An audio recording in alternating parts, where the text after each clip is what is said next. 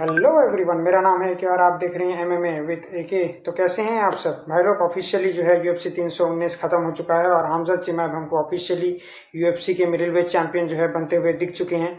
और मेरा दिल बहुत ज़्यादा खुशी है क्योंकि इस मोमेंट के लिए मैं कई साल से इंतज़ार कर रहा था। एंड फाइनली हमजा चिमाब के जो है कमर में वो बेल्ट बनता हुआ देख के मैं तो भाई बहुत ज़्यादा इमोशनल हो गया था। आई थिंक इतना ज़्यादा इमोशनल मैं हबीब के रिटायरमेंट में हुआ था, बट आई थिंक बहुत साल बाद जो है मुझे इतनी ज़्यादा खुशी मिली है। तो आइए भाई एक एक करके फाइट के ऊपर आते हैं। सबसे पहली जो फाइट थी मेन कार्ड के ऊपर, हमने टीम इलियट वर्सेस काया साकुरा की फाइट देखी। जैसा हमने प्रेडिक्ट किया था कि ये फाइट जो है टीम इलियट जीतेंगे और सबमिशन से जीतेंगे, और भाई बिल्कुल गिलेटिन सबमिशन में सेकेंड राउंड में ही फिनिश कर दिया काया साकुरा को। अब काया साकुरा को जो है टाटा बाय बाय करने का जो है टाइम आ चुका है, क्योंकि भाई यूएफसी लेवल के वो फाइटर नहीं है। लोग कहते हैं कि वो वन डायमेंशनल फाइटर हैं, बट वन डायमेंशनल फाइटर होने के लिए भी जो है आपको एक डायमेंशन में तो अच्छा होना पड़ेगा ना। वो स्ट्राइकिंग में भी जो है काया साकुरा उतने ज्यादा अच्छे नहीं है। अगर वो इलीट लेवल के स्ट्राइकर होते ना तो वो नॉकआउट कर देते टीम इलियट को। भाई पहले राउंड में तो अच्छा खासा जो है स्ट्राइकिंग का परफॉर्मेंस पुट किया, हेवी लैंड कर रहे थे वो, लेकिन जैसे ही पहली बार टेक डाउन हुए बस उसके बाद से डिफेंसिव वर्क उनका चालू हो गया और ना वो बड़े शॉट्स लैंड कर पा रहे थे। और जो टीम इलियट ने जो है अपनी ऑकवर्ड स्टाइलिंग से उनको जो है रिझा दिया और भाई ग्राउंड पे लेके गए और गिलेटिन से जो है फिनिश कर दिया। भाई राउंड 2 में ही फिनिश हुआ। 38 साल की उम्र में बंदा फिनिश कर रहा है। ये टीम इलियट का तो लेवल शो ही करता है, बट यहाँ पे काया सुकुरो का भी लेवल शो करता है कि बंदा जो है यूएफसी लेवल का फाइटर है ही नहीं। वापस से राइजिंग चला जाए, वहां पे जाके 2 बार चैंपियन बन जाए, बट यूएफसी में इसका कुछ नहीं होने वाला। भाई टाइटल डिफेंस के बाद 11 नंबर के फाइटर के साथ जो है फाइट कर रहा था और फिर भी जो है आउट को लिए जो है फिनिश हो गया।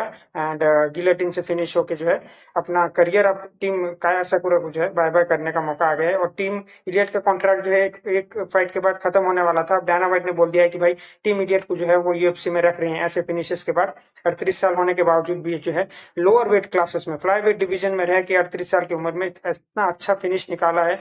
तो भाई hats off to team idiot, और इसमें कोई भी डाउट नहीं है कि वो एक बढ़िया फाइटर है। ओके, तो अब दूसरी फाइट पे आते हैं भाई लोग। यहाँ पे जैरेड कैनेनियर फेस कर रहे थे माइकल बेनम पेज के अगेंस्ट में, और भाई यहाँ पे जो है हमारी जो प्रेडिक्शन है वो गलत साबित हुई है। हमने जैरेड कैनेनियर को पिक किया था, बट यहाँ पे एमवीपी ने जो है अपनी ऑकवर्ड स्टाइलिंग से अपनी जो उनकी जो जो डिस्टेंस क्लोज करना और 1-2 लैंड करना फिर वापस आ जाना, वो स्टाइलिंग से जो है पूरी तरीके से कंफ्यूज कर दिया था जैरेड कैनेनियर को। काफी ज्यादा फ्रस्ट्रेटेड लग रहे थे जैरेड कैनेनियर, और 2-2 बार जो है नॉकडाउन किया एमवीपी ने जैरेड कैनेनियर को, जो कि अपने करियर में कभी नॉकडाउन हुए नहीं थे। तो ये बहुत बड़ी बात है। एमवीपी जो है एक पजल बन के आ रहे हैं जिसको हर कोई सॉल्व नहीं कर पा रहा। जो कर पा रहा है वो जीत जा रहा है, जैसे कि यान गैरी को हमने करता हुआ देखा, बट उसके बाद से जो है ना सारापुटीन मागोमेडोव कर पाए और ना अब जैरेड कैनेनियर कर पाए। तो भाई मिडिल वेट डिवीजन में तो अच्छा खासा रन चल रहा है एमवीपी का, लेकिन अभी भी उनको जो है वेल्टर वेट में जाने की दिली चाह है। मुझे तो लगता है काफी बड़े हैं और मिडिल वेट में अच्छा परफॉर्मेंस निकल रहा है, तो क्यों जाना है भाई वेल्टर वेट में। बट एमवीपी का कहना है कि वो अभी भी वेल्टर वेट में जाने का सोच रहे हैं। बट अगर मिडिल वेट में उनको अच्छी फाइट मिली, जैसे जैसे फाइट मिलती रहेगी, तो वो वापस से जो है मिडिल वेट में फाइट करने के लिए तैयार हैं और अच्छा खासा उनका करियर अभी चल रहा है। देखिए यार, पहले राउंड में जो है एमवीपी ने डेफिनेटली जो है आउट स्ट्राइक किया जैरेड कैनियर को, फ्रस्ट्रेटेड लगे जैरेड कैनियर। सेकेंड राउंड में भी सेम हालत हुआ, जैरेड कैनियर जो है टेक डाउन कर नहीं पा रहे थे। अगर टेक डाउन कर लेते तो फिनिश कर पाते फाइट, या फिर ग्राउंड एंड पाउंड से ही फिनिश कर पाते, जो कि थर्ड राउंड में उन्होंने किया। लेकिन जैरेड कैनियर ने नहीं किया, एमवीपी ने जो है मिस्टेक किया, जिसकी वजह से वो टेक डाउन हो गए और ग्राउंड पे लेके जाके जो है थोड़ा बहुत ग्राउंड एंड पाउंड किया, बट वहां से फिनिश नहीं निकाल पाए और ना ही ब्रूटली ग्राउंड एंड पाउंड कर पाए जैरेड कैनियर। तो क्लियरली जो है डेफिनेटली उनकी स्टाइल को समझ नहीं पाए एमबीबी के जैरेड कैनियर, जिसकी वजह से जो है अब फाइनली लॉस्ट ले लिया जैरेड कैनियर ने, और एमबीबी को एक अच्छी खासी विन मिल गई है और एक अच्छा खासा हाइप भी जो है अब एमबीबी ने अपने अराउंड बना लिया है। और इसके रिलेटेड जो है डायना वाइट से ही पूछा गया कि क्या आप जैरेड कैनियर, जो कि 41 ईयर्स के हो गए, उनको अब रिटायरमेंट ले लेना चाहिए। बट जैरेड तो डायना वाइट ने इसमें कहा कि नहीं, जैरेड कैनियर जो है अच्छा फाइट पुटअप किया और मुझे जो है उसको देख के ऐसा नहीं लगा कि उसको रिटायरमेंट लेना चाहिए। मुझे भी टू बी ऑनेस्ट देख के ऐसा नहीं लगा कि रिटायरमेंट लेना चाहिए। जैरेड कैनियर अच्छे फाइटर हैं, उन्होंने अच्छा जो है दिया परफॉर्मेंस दिया, बट एमवीपी का स्टाइल ही वो नहीं समझ पाया। अगर वो एमवीपी का स्टाइल समझ लेते, जैसे यान गैरी ने समझा था, तो फिर रिजल्ट कुछ दूसरा निकलता और टेक डाउन करते, ग्राउंड पे लेके जाते, तो एमवीपी के लिए बहुत ही मुश्किल हो जाता है फाइट। हमने लास्ट राउंड में देखा कि पूरी तरीके से जो है अपने तरफ राउंड कर लिया था जैरेड कैनियर, और 5 राउंड की फाइट होती तो फिर एमवीपी के लिए मुश्किल बढ़ जाती। बट अभी के लिए जो है एमवीपी ने ये फाइट जीत लिया है और जैरेड कैनियर को एक और हार का सामना करना पड़ा। अब तीसरी फाइट के ऊपर आते हैं, जहां पे कार्लोस प्रेटस फेस कर रहे थे जॉक नील। के साथ। और पहले राउंड में तो काफी ज्यादा अच्छे एक्सचेंजेस देखने को मिले। जॉफ लिन भी जो है पहले राउंड में काफी ज्यादा हेवी आ रहे थे। वो वही चाह रहे थे कि जो जॉफ लिन ने जैसा बोला था कि वो पहले राउंड में ही जो भी होगा, इस रिजल्ट जो निकलेगा इस फाइट को पहले राउंड में ही निकलेगा, या तो जॉफ नील फिनिश होंगे या फिर कार्लोस प्रेटिस जो है फिनिश होंगे। और उसी तरीके से भी फाइट चल रही थी, पर जॉफ नील ने ऐसा सोचा नहीं होगा कि इस तरीके से आउट कोल नॉकआउट हो जाएंगे। स्पिनिंग बैक एल्बो से जो है आउट कोल नॉकआउट कर दिया है कार्लोस प्रेटिस ने। भाई पहले जो है जॉफ नील थोड़ा थोड़ा जो है स्ट्राइकिंग में आउट स्ट्राइक कर रहे थे कार्लोस प्रेटिस को, बट कार्लोस प्रेटिस ने जो है अपनी मुआ थाई स्टांड के जरिए जो है अच्छी किक्स लगाई और अच्छा जो है स्ट्राइकिंग किया, और धीरे धीरे जो है एक सेटअप लिया और आराम से जो है एक स्पिनिंग एल्बो से जो है खत्म कर दिया। भाई कहानी खत्म कर दिया जॉब नील का। और अब जॉब नील जो है वेल्टरवेट डिवीजन में अब मुझे नहीं लगता दोबारा से वो क्लाइंब अप कर पाएंगे, क्योंकि इस तरीके से ब्रूटली जो है उनको आउट को नॉकआउट कर दिया है कार्लोस प्रेटिस ने। और बढ़िया फाइटिंग स्टाइल दिखाई। और फाइटिंग नर्ड के तो बाकी फाइटर भी, प्रीलिम में भी एक फाइटर जीता फाइटिंग नर्ड का, और कार्लोस प्रेटिस भी जो है बैक से एक बार फिर से जो है विन कॉलम में आ गए हैं इयान गैरी से हारने के बाद। बट कार्लोस प्रेटिस जो है एक सीरियस थ्रेट बनता जा रहा है वेल्टरवेट डिवीजन के लिए, और उन्होंने कॉल आउट कर दिया है लियोन एडवर्ड के साथ फाइट करने के लिए। और भाई ये फाइट अगर बनेगी लियोन एडवर्ड के साथ, तो मुझे लगता है कार्लोस प्रेटिस में वो पूरी जो है कैपेबिलिटी है कि वो लियोन एडवर्ड को भी एक और आउटकोल नॉकआउट करके भाई एक और हाइप ट्रेन, मतलब जो अपनी हाइप है उसको और ज्यादा बढ़ा लेंगे अगर ये फाइट देती है यूएफसी कार्लोस प्रेटिस को लियोन एडवर्ड के खिलाफ। बट अभी के लिए जो है कार्लोस प्रेटिस ने एक बढ़िया विन अपने नाम कर लिया है और एक बढ़िया परफॉर्मेंस दिया। परफॉर्मेंस बोनस भी मिला है उनको 50,000 का, भाई $50,000 का भाई मिल गया है उनको परफॉर्मेंस बोनस। और भाई इसी तरीके से जो है फाइटिंग नट के फाइटर ने एक और फाइट अपने नाम कर ली है। तो आइए भाई अब बात करते हैं हमारे फाइट के को मेन इवेंट के ऊपर, जो कि भाई एकदम ही लैक लस्टर था। मतलब परफॉर्मेंस वाइज बढ़िया था, मेरी प्रेडिक्शन के हिसाब से बोल रहा हूँ कि भाई लैक लस्टर था, क्योंकि भाई यहाँ पे मैंने आरोन पिको में कुछ ज्यादा ही भरोसा कर लिया था। मुझे लगा कि कमाल के रेसलर हैं भाई, बढ़िया रेसलर हैं, और मुझे लगा भाई वो ओवरवेल्म हो गए यार यूएफसी की लाइटिंग देख के। यूएफसी में जो इतना बड़ा केस होता है ना, ये एक्चुअली में इफेक्ट करता है यार। इतना बड़ा ऑडियंस ना, जो लाइटिंग होता है यूएफसी का अलग, और केज, और जो इतनी पॉपुलैरिटी के बीच जब आप फाइट करने आते हो को मेन इवेंट में डायरेक्ट, तो इतना हाइप आपके अराउंड है, तो भाई ओवरवेल्म हो गई, क्योंकि बहुत ज्यादा जो है प्रेशर पुट कर रहे थे लियोन मर्फी के ऊपर आरोन पिको। बट मुझे लगा वो चीन एक्सपोज कर दिया उन्होंने, और डिफेंस उनका स्ट्राइकिंग में उतना अच्छा था नहीं, और एक बैक टू बैक हमको जो है स्पिनिंग एल्बो जो है देखने को मिला कार्लोस प्रेटिस की तरफ से भी और लियोन मर्फी की तरफ से भी। और लियोन मर्फी ने तो भाई ऐसा जो है आउट को नॉकआउट किया आरोन पिको को कि उनको जो है कंकशन आने लग गए हैं, ऐसा डायना व्हाइट ने आगे पोस्ट फाइट इंटरव्यू में बोला। तो भाई अब इसके आगे अब आरोन पिको के लिए क्या है मुझे नहीं पता, क्योंकि हमने जो है एक बार फिर से एक हाइप ट्रेन को डिरेल होते हुए देखा। और यूएफसी का लेवल यहाँ पे क्लियरली शो करता है कि भाई यूएफसी के जो फाइटर हैं, जहाँ पे अगर आपको एक्सपीरियंस है तो भाई आपके लिए बहुत जो है ये एडवांटेज लाता है। जबकि आप बाहर से आते हैं, तो हमने पैसी मिक्स को फ्लॉप होते हुए देखा, हमने पेट्रिशिया पिटबुल को फ्लॉप होते हुए देखा, काया साकुरा का तो हाल हमने देख ही लिया है कैसा हुआ पड़ा है। अब आरोन पिको भी इसमें एक और नाम जुड़ गया है, और लियोन मर्फी ने जो है अपना अनडिफिटेड रिकॉर्ड एक और बढ़ा लिया है और डायरेक्टली कॉल आउट कर दिया है अलेक्जेंडर वोल्कानोव्स्की। और वोल्क चचा जो है अब तैयार हो जाना चाहिए, क्योंकि भाई उनको अब लियोन मर्फी के साथ जो है फाइट करने को मिलेगा। और वोल्क चचा भी जो है इसके लिए बिल्कुल तैयार है, उन्होंने भी जो है ट्वीट करके बता दिया कि हाँ वो इस फाइट के लिए रेडी है। ये फाइट कैसी जाएगी ये देखना पड़ेगा, क्योंकि यार वोल्कानोव्स्की का ग्राउंड गेम बहुत तगड़ा है। हालांकि अब जो है वो अपने प्राइम से जा चुके हैं, बट फिर भी मुझे लगता है कि वोल्कानोव्स्की के पास सारे टूल्स हैं जिससे वो लियोन मर्फी को हरा सकते हैं। But Leon Murphy is a serious threat right now, उनके पास केओ पावर है यार, स्ट्राइकिंग में वो किसी को भी आउट को नॉकआउट कर सकते हैं। बट यार पीको के लिए भाई दिल को बुरा लगा भाई पीको यार क्या कर दिया आपने।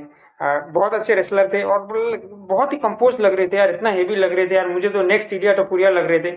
बट यहाँ पे तो ये नेक्स्ट पैची मिक्स होते हुए नजर आ रहे हैं। बट ठीक है, आप अगर आएंगे यूएफसी के साथ, उनका 3 फाइट का कॉन्ट्रैक्ट है शायद, तो अगली फाइट में आप कैसा करते हैं वो देखने को मिलेगा। बट अभी के लिए Leon Murphy is the next guy for the featherweight division. और फेदरवेट डिवीजन की अगली फाइट अगर आपको देखने को मिलेगी तो शायद दिसंबर में Alexander Volkanovski versus Leone Murphy देखने को मिलेगी। मोप्सा रेवलॉव के बारे में मुझसे मत पूछिए, क्योंकि भाई उनके बारे में खुद मोप्सा रेवलॉव को भी नहीं पता, ना ही उनके मैनेजर को पता, और ना ही डायना व्हाइट को पता। तो किसी को भी नहीं पता, तो मुझे तो बिल्कुल पता नहीं है वो जो करते हैं भाई। अगर आप फाइट से ऐसे ही पुल आउट करते रहेंगे तो आपको टाइटल शॉट मिलेगा ही नहीं। तो नेक्स्ट इन द लाइन तो भाई लियोन मर्फी ही हैं।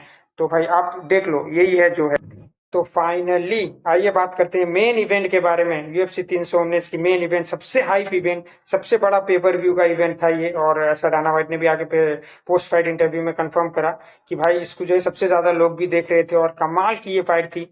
और भाई जिस तरीके से हमजा चिमाएव ने इस फाइट को डोमिनेट किया, जिस तरीके से जीता, मैं अगर हमजा चिमाएव पहले राउंड में फिनिश कर देते ना, तो मुझे उतनी ज़्यादा खुशी नहीं मिलती जितनी मुझे इस फाइट परफॉर्मेंस से खुशी मिली है, बिकॉज मैंने ऐसा ही प्रेडिक्ट किया था। बाकी मेरे को पता नहीं, आप अगर आपने मेरा पिछला वीडियो देखा है जो मैंने इससे पहले बनाई थी प्रेडिक्शन वाली वीडियो, तो आप एक बार फिर से जाके देख सकते हैं वो वीडियो को, कि मैंने भाई क्लियर कट बोला था कि हामजा चिमाय 5 राउंड का कार्डियो लेके आ रहे हैं, और उन्होंने ये चीज़ प्रूव की। मैंने क्लियर कट उसमें बोला था कि भाई अगर हामजा चिमाय पहले राउंड में आते हैं, टेक डाउन करते हैं और कंट्रोल टाइम लेते हैं, अपने पास कंट्रोल करते हैं डीडीपी को ग्राउंड पे, अगर डीडीपी सरवाइव कर जाते हैं तो सेकेंड राउंड में भी हमजा चिमाब यही चीज करेंगे। अगर सेकेंड राउंड भी डीडीपी संभाल लेते हैं तो थर्ड राउंड में भी हमजा चिमाब यही करेंगे। अगर थर्ड राउंड भी संभाल लेते हैं तो फोर्थ में भी यही करेंगे, और फोर्थ भी संभाल लेते हैं तो फिफ्थ में भी यही करेंगे। ऐसा ही एग्जैक्टली मैंने यही वर्ड बोला था और यही किया है हमजा चिमाब ने। 5 राउंड बिल्कुल सेम परफॉर्मेंस दिया, एब्सोल्यूट डोमिनेंस दिखाया, और डीडीपी के पास कोई चांस ही नहीं था भाई। डीडीपी कुछ कर ही नहीं पा रहे थे। डीडीपी जो कि बोल रहे थे कि एक बार अगर मैं टेक डाउन होगा तो मैं वापस उठ खड़ा होऊंगा, बट वो उठ खड़े ही नहीं हो पाए भाई। क्लियरली जो है डीडीपी के पास जो है स्ट्रेंथ थी, डीडीपी के पास जो वो हार्ट थी, क्योंकि वो फिनिश नहीं हुए, लेकिन भाई क्लियरली स्किल का डिफरेंस देखने को मिला। और हमजा चिमाब ने शो किया कि भाई there are levels to this game, और जो है लेवल जो है हमजा चिमाब को डीडीपी के कंपैरिजन में काफी ज्यादा आगे निकला, और डीडीपी जो है लाचार महसूस करते नजर आए। जैसे कि आपको कोई भालू जकड़ लेता है या भेड़िया पकड़ लेता है ना, जैसे आप बस लाचार यार पड़े हो, बस आपको बस कुछ भी नहीं करना। डीडीपी वही ही कर रहे थे और अपना सारा बल लगा दे रहे थे, बट वो चंगुल से ही निकल नहीं पा रहे थे। और यहाँ पे तो तक कि डीडीपी का कोच भी जो है फ्रस्ट्रेटेड होता नजर आया हमको, जहाँ पे उसने कहा कि भाई अब तो तू फाइट फिनिश कर कैसे भी करके यार, क्योंकि भाई वो बता भी नहीं पा रहे थे कि भाई करना क्या है, डीडीपी को करेगा क्या भाई। वो हर एक राउंड में जा रहा है, सेम चीज हमजा चिमाब कर रहा है, और वो सेम तरीके से जो है क्रूसिफाइड हो रहा है भाई हर राउंड में जाके। और अपना जो है पूरा कंट्रोल टाइम अगर आप देखेंगे ना 25 मिनट की फाइट में जो है 21 मिनट 40 सेकंड का कंट्रोल टाइम है, लगभग 22 मिनट का कंट्रोल टाइम 25 मिनट की फाइट में। तो सोचो कि कैसा एब्सोल्यूट डोमिनेंस दिखाया है हमजा चिमाब ने, और 500 से भी ज्यादा स्ट्राइक लैंड की है ग्राउंड के ऊपर। तो ये बहुत बड़ी बात है, आपको ये चीज समझनी। और भाई मेरा सवाल तो उन लोगों से है जो बोल रहे थे कि यार हमजा चिमाब अगर जीतेंगे तो पहले 2 राउंड में ही फिनिश करके जीतेंगे, क्योंकि पहले 2 राउंड में अगर फिनिश नहीं होते तो देर इज नो वे कि हमजा चिमाब जीतेंगे। भाई कहाँ गए आप, कहाँ छिप गए क्या जाके, कहाँ छिप गए आप? आइए भाई मार्केट में आइए, जरा बोलिए क्या बोलना है। जितने फाइटर्स थे भाई, मैंने देखा भाई फॉरेन के भी एक से बड़े एक फाइटर भी बोल रहे हैं कि भाई डीडीपी को ही साइड पिक कर रहे हैं कि हमजा चिमाब 2 राउंड में ही खुश हो जाएगा। खुश हो गया क्या हमजा चिमाब? 5 राउंड सेम ही जो एब्सोल्यूट डोमिनेंस, ये जरूरी था भाई। मुझे तो लगा भाई ये डिसीजन विन जरूरी था। मुझे चाहिए था कि हमजा चिमाब 5 राउंड जाएं और शो करें कि भाई कार्डियो इशू ही नहीं है। वो जिस तरीके से पिछले 2 फाइट में हमजा चिमाब जो उतर रहा है उसका कार्डियो प्रॉब्लम ही नहीं है, उसका प्रॉब्लम है ही नहीं कार्डियो। वो 5 राउंड का कार्डियो हर फाइट में लेके आएंगे, और आने वाले भी 5 जितने फाइट है वहां पे वो 5 राउंड का कार्डियो लेके आएंगे, और ये डिबेट उन्होंने खत्म कर दिया है। आपने देखा वहां पे रेनेडे रीडर, कायो बुहायो और बाकी जो अलेक्जेंडर हर्नांडेज थे, सबका भाई मुंह सुकुड़ गया था। सोच रहे थे कि भाई, सबको लग रहा था कि भाई 2 राउंड तक चलो सम एब्सोल्यूट डोमिनेंस दिखाया, बट फिर उसके बाद शायद ठंडा पड़ेगा, बट 5 राउंड वही किया भाई। राउंड स्टार्ट होता था पहले 30 सेकंड में ही टेक डाउन, पहले 30 सेकंड में ही टेक डाउन, और डीडीपी कुछ भी नहीं कर पाए। आपने डीडीपी को इजराइल अडेसान्या के साथ फाइट करते हुए देखा, शॉन स्ट्रिकलन के साथ फाइट करते हुए देखा, रॉबर्ट विटेकर के साथ फाइट करते हुए देखा। पिछली 9 फाइट जीत के आ रहे थे डीडीपी। कैसे कैसे लग रही थी भाई, लग रहा था कि हेवी यार मिडिल वेट है, बट यहाँ पे लगे कि भाई हल्का है यार, ये तो उठ भी नहीं पा रहा हमजद के सामने। तो भाई टेक्निक होता है भाई, स्किल होता है, और वो चीज दिखाया है हमजद चिमाब ने यहाँ पे क्लियरली। अब भाई कुछ फाइटर आ जा अब जो है भाई कुछ लोग आ जाएंगे, और वहां पे फॉरेन मीडिया में भी, इंडिया में भी भाई लोग आ जाएंगे, बोलेंगे ये तो भाई बोरिंग फाइट था। भाई आप बोरिंग फाइट बोलो, आप डोमिनेंट फाइट बोलो, आप चाहे कुछ भी बोलो भाई, अब जो है जितना रोना है लो लो, क्योंकि अब फाइनली हमजा चिमाब बन गया है middle weight champion of the world. और आपको जो है इस चीज को एक्सेप्ट करना पड़ेगा, दिल से एक्सेप्ट करो, वरना भाड़ में जाओ, मुझे घंटा फर्क नहीं पड़ता, क्योंकि हमजा चिमाब is your champion, my champion and the entire champion of the world. तो भाई लोग, अब 31 साल की उम्र में हमजा चिमाब चैंपियन बन गए हैं, और मुझे तो अभी 3-4 साल हमजा चिमाब के पास ही चैंपियनशिप नजर आ रही है, क्योंकि ऐसा कोई भी ओपोनेंट मिडिल वेट डिवीजन में मुझे नहीं दिख रहा जो हमजा चिमाब को जो है ओवरथ्रोन कर देगा, या फिर उनको जो है अपने थ्रोन से हटा देगा। ऐसा कोई भी चैलेंजर मुझे अभी नजर नहीं आ रहा। और अभी जो है हमजा चिमाब का कहना है कि वो अबू धाबी वाला कार्ड जो कि अक्टूबर में, वहां पे वो फाइट करना चाहेंगे, क्योंकि बिना इंजरी हमजा चिमाब को टच भी नहीं कर पाए डीडीपी, इंजरी तो दूर की बात है। तो इसलिए जो है हमजा चिमाब एक और फाइट करना चाहते हैं, वो भी अक्टूबर के अंदर। और डाना वाइट भी इसको लेके बहुत ही पॉजिटिव है, क्योंकि अबू धाबी में अगर हमजा चिमाब आएंगे तो ये भाई एब्सोल्युटली एक बड़ा कार्ड फिर से बन जाएगा। तो ये चीज के लिए डाना वाइट भी पॉजिटिव है, और हमजा चिमाब भी पॉजिटिव है अगर एक ओपोनेंट हमको देखने को मिलता है, क्योंकि हमें आने वाले में कायो बुआयो और नसीरुद्दीन इमामोव का भी फाइट है। तो हो सकता है कि वहां से हमको एक नया कंटेंडर देखने को मिल जाए। और रेनेडी रीडर भी बैठे हैं वहां पे, अलेक्जेंडर हर्नांडेज भी बैठे हैं, तो भारी बहुत सारे ओपोनेंट तो बैठे हैं, बट डेफिनेटली हमजा चिमाब के लेवल की कोई भी नहीं है। और ये बात तो आप लिख के ले लीजिए कि हमजा चिमाब की परफॉर्मेंस और भी ज्यादा इंप्रूव होने वाली है एज ए चैंपियन। हम जैसा बोलते हैं कि हर फाइटर जब चैंपियन बनता है तो उसकी परफॉर्मेंस 30% बढ़ जाती है, तो सोचो अगर ऐसा परफॉर्मेंस अभी हमजा चिमाब दे रहे हैं तो चैंपियन बनने के बाद उनकी परफॉर्मेंस किस लेवल की आएगी। और डीडीपी के लिए कोई भी डिसरेस्पेक्ट नहीं है, बंदा बहुत ही अच्छा है, उसने हार्ड शो किया यार, फिनिश नहीं हुआ, इतना मतलब इरिटेट होने के बाद भी, इतना लाइक क्रूसिफाइड होने के बाद भी, बहुत ही फ्रस्ट्रेटिंग पोजीशन होता है क्रूसिफाइड होना। और इतना पांचों राउंड भाई उनको डोमिनेट किया, मॉल किया, बट बंदे ने जो है सबमिट नहीं हुआ, बंदे ने अपने आप को डिफेंड किया और हर एक फाइट के आखिर में जो है एक मुस्कान लेके आए और एक्नॉलेज भी किया कि हमजा चिमाब जो है लेवल्स अबव है उनसे अभी भी। एंड डेफिनेटली यार, और लास्ट के तो 10-15 सेकंड में बहुत ही लाइक कोशिश किया था डीडीपी ने अपना हाथ पैर मारने का, और हमजद को जो है कहीं ना कहीं ट्रबल में लाया था, बट या क्लियरली वो हमजद को फिनिश नहीं कर सकते थे टू बी ऑनेस्ट।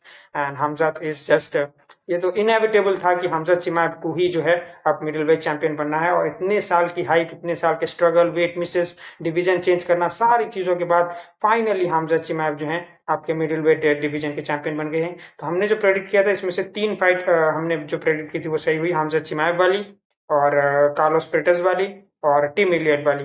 बाकी 2 जो हमने जैरेड कैर्नियर को पिक किया था वो हार गए एमबीबी से, और आरोन पिको की तो हाइप ट्रेन ही डेरेल हो गई। तो भाई हमको फर्क नहीं पड़ता, मुझे जो लगा, मैंने जो एनालिसिस की मैंने उसके हिसाब से मैंने बताया। अब क्योंकि हम भाई सट्टा वट्टा खिलाते नहीं कि भाई किसी को रिस्पॉन्सिबिलिटी लेना है, और सट्टा तो हम खेलते नहीं, ना हम खिलाते हैं और ना ही आप खेलिए अगर आप मुझे देख रहे हैं तो। भाई अगर आपको मेरी बातें पसंद लगी और आपने यहाँ तक देखा तो भाई वीडियो को तो एक लाइक तो बनता ही है ना भाई के लिए। 50 सब्सक्राइबर करेंगे तो भाई अगले बार से जो है अगले इवेंट जो है हम साथ में देख पाएंगे यार, लाइव में आके। वही चाहता हूँ मैं यार, आप सबके साथ कनेक्ट बनाना चाहता हूँ, कनेक्शन बनाना चाहता हूँ। अगर आपको भाई की वीडियो पसंद आ रही है तो भाई लाइक करिए और सब्सक्राइब कर दीजिए। 50 सब्सक्राइबर हो जाएंगे तो मैं फेस रिवील भी कर दूंगा, मास्क उठा कर फेंक दूंगा, क्योंकि मैंने बोल दिया है एक बार कि 50 सब्सक्राइबर हो गए तो ही मैं मास्क निकालूंगा। तो इस वजह से जो है मैं अभी निकाल नहीं पा रहा, वरना मैं अगली वीडियो से भी निकाल दूं, लेकिन 50 सब्सक्राइबर बोल दिया है तो बोल दिया है, जो एक बार बोल देते हैं वो बोल देते हैं। और बाकी कमेंट्स में अपना ओपिनियन जरूर शेयर करना, आपको ये इवेंट कैसा लगा, आपको हमजा चिमाब का परफॉर्मेंस कैसा लगा, आपको आरोन पिको का हाइप ट्रेन डीरेल होता हुआ देख के कैसा लगा, और आपको एमवीपी या फिर अपने कार्लोस फ्रेटस या फिर अपने टीम इलियट का परफॉर्मेंस कैसा लगा, और उनके अपोनेंट्स का जो है परफॉर्मेंस कैसा लगा, सबके बारे में आप कमेंट में जरूर लिख के जाना, ताकि मैं भी जो आपका रिप्लाई कर पाऊँ। और हम जो है आपस में भाई भाई बात करेंगे, कम्युनिटी बिल्ड करेंगे, तो जो है एक अलग नजरिए से हम यूएफसी को देखेंगे, एकदम दिल खोल में यार, मौज मस्ती में, किसी से भाई कुछ नहीं है। मैं देख रहा हूँ अलग अलग यूट्यूबर्स आ रहे हैं, सब जो है एकदम पूरा एकदम बहुत ही प्रोफेशनल ये वो, मेरे को यार प्रोफेशनल के लिए टाइम नहीं है ना, मैं अभी एडिटिंग सीख पाऊंगा, क्योंकि मैं पढ़ाई कर रहा हूँ, आपको पता है कि मैं एमबीबीएस स्टूडेंट हूँ एंड बहुत ज़्यादा पढ़ाई करनी पड़ती है। एंड इस वजह से मैं एडिटिंग अभी सीखने का मेरे पास टाइम नहीं है, बट हो सकता है फ्यूचर में कभी जाके सीख लूँ। बट अभी के लिए तो भाई रॉ टू रॉ बात करेंगे, और मुझे बस ऐसे ही बात करना है आप लोगों के साथ, एक कम्युनिटी बिल्ड करनी है, और एक जो है यूएफसी को जो है आप सबके साथ मिल के देखना है सारे कार्ड्स, तो तब तो ये चीज़ जो है मुझे करनी है। तो मिलते हैं भाई फिर अगली वीडियो में, किसी और वीडियो में मिलेंगे किसी और दिन, और आप सबका साथ रहा तो जल्दी 50 सब्सक्राइबर छू लेंगे। तो अभी के लिए बाय।